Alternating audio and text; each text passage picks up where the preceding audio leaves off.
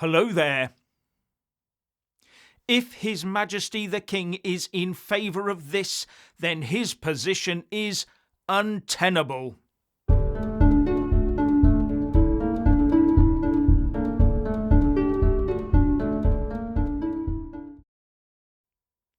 So Keir Starmer and King Charles III have handed over our nuclear deterrent to protect Europe, or more precisely the European Union, in return for a pitiful deal of returning about 1 in 20 illegal immigrants who arrive here by boat from France, but having to take another legal migrant in return.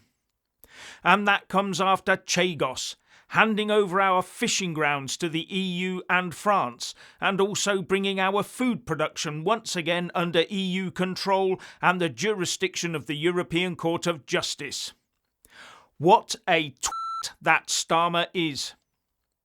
But it will all have been done with the blessings of our constitutional monarch, who is also, remember, the head of our armed forces. But I fear that will soon be in name only, because the EU has its eyes firmly on the control of UK armed forces and intelligence assets. And Starmer will be only too keen to oblige, especially as most of any handover can be achieved behind the veil of military secrecy. Oh, and don't forget the Gibraltar deal in all of this, where Spanish and or EU border guards can decide who can travel from the UK to the sovereign UK territory of Gibraltar itself. And what exactly have Starmer and King Charles got out of it all, other than a slap on the back from their internationalist WEF-style buddies? And it's not just that. We now also hear that His Majesty's courts will soon be stripping back on jury trials, and more on that one later. Now, the argument given for what looks to me like the amalgamation of the UK and French nuclear deterrents is because Trump might scale back nuclear weapon support for the European theatre, so leaving NATO short of warheads to deploy. But remember, France has never fully committed its nuclear arsenal to NATO anyway, whereas the UK always has. And that means that other NATO countries, which includes EU member states, could, apart from the US, only ever rely on the UK within NATO to protect them.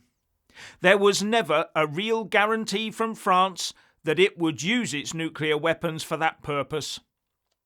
So in effect, what we've agreed to is to join in with France that is not committed to NATO. If we are to do this stupid thing, then part of this agreement should have been to insist on France committing to NATO in full. We should have told Macron, no cherry picking. And maybe if France did commit fully to NATO, Trump might not be so jittery about NATO and stick around. Oh, and remember, this is the same France that is freezing the UK out of the EU arms procurement system, so we can't sell EU member states our armaments, but we can buy them from the EU. In fact, if, as Starmer wants, we will end up becoming a sort of foreign legion for the EU, and then we'll be forced to buy our weapons from EU countries in order for our armed forces to be interoperable with theirs and share ammunition, etc. Now, I know that our esteemed PM Keir Starmer has the words European and Union etched through his soul like in a stick of Blackpool rock, but this takes EU philia to a whole new level. Now, a quick interjection, please like, subscribe and comment below, and become a channel member to get extra content like this for less than the price of a pint in a London pub every month, by clicking on the join button or following the link in the descriptions box below on a laptop or desktop computer.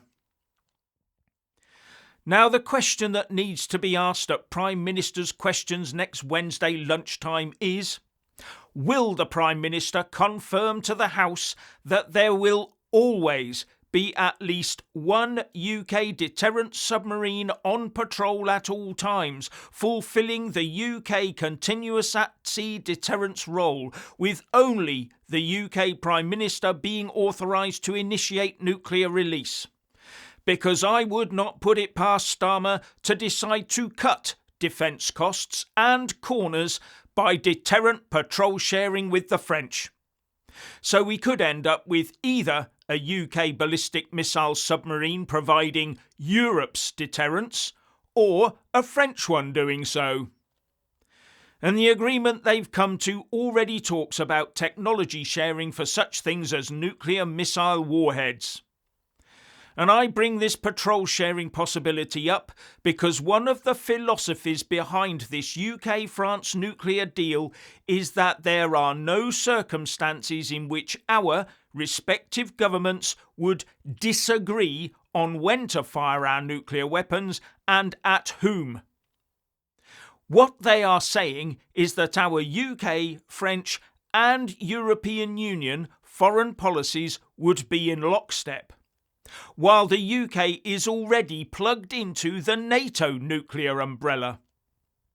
So in the past, the UK had a NATO nuclear response, and in extremis, we could use the nuclear weapons totally independently. But now we'll have a NATO response, a UK-French EU response, and an independent response capability. And the French will have a French response and an EU response, and they might join in with NATO. But at the end of the day, at the first sign of any ballistic missile launch, I would assume the balloon would go up on all sides, and the great mutually assured destruction weapons exchange would quickly follow. And the most important question would be for me, who would be initiating the use of our UK deterrent? But I fear we will now never get a complete and honest answer to that question. Now I turn to this attempt by the lawyer class to rob us of what was once a constitutional right to a jury trial. Not many people realise this, but only about 1% of cases are now resolved in front of a jury. Yes, 1%. And the legal eagles want that reduced further, probably to 0.